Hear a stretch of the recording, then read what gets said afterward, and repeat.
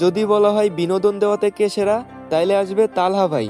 যদি বলা হয় গেম প্লের দিক থেকে কে সেরা, তাইলে আসবে বিটুকে কিংবা বাংলাদেশের অ্যাস্টেটাইন। বাট কখনো যদি বলা হয় বটলার দিক থেকে কে সেরা, তাইলে কে আসবে জানো? ভালো গেম প্লে থাকা সত্ত্বেও তোমাদেরকে হাসানোর জন্য নিজেকে বটলা সাজিয়ে ভিডিও বানানো সেই বটলা নাহিদ ভাই। হ্যাঁ, ইনিই একমাত্র যার গেম প্লে একটা সাধারণ প্লেয়ারের তুলনায় অনেক ভালো, কিন্তু ইনি নিজেকে কখনো গেম প্লের দিক থেকে বিবেচনা না করে সবসময় তোমাদেরকে হাসি খুশি রাখার জন্য নিজেকে বট সাজিয়েছে।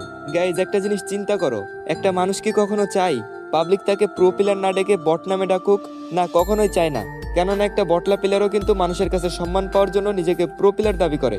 কিন্তু নাহিদ ভাইয়ের ক্ষেত্রে এই বিষয়টা পুরোপুরি ভিন্ন। তোমাদের নতুন প্লেয়ারদের কাছে এই মানুষটা সামান্য কিছু হলেও প্রত্যেকটা ওল্ড প্লেয়ারের ইমোশন এই নাহিদ ভাই।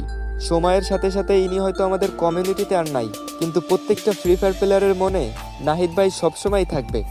যাই হোক গাইজ, আমার মতো তোমরাও এই মানুষটাকে মিস করো কিনা কমেন্টে জানিয়ে যেও। আর হ্যাঁ, তোমরা যারা খুব সহজেই ডায়মন্ড টপ আপ করতে চাও, এখনই প্লে স্টোরে গিয়ে ডাউনলোড করো বট টপ আপ।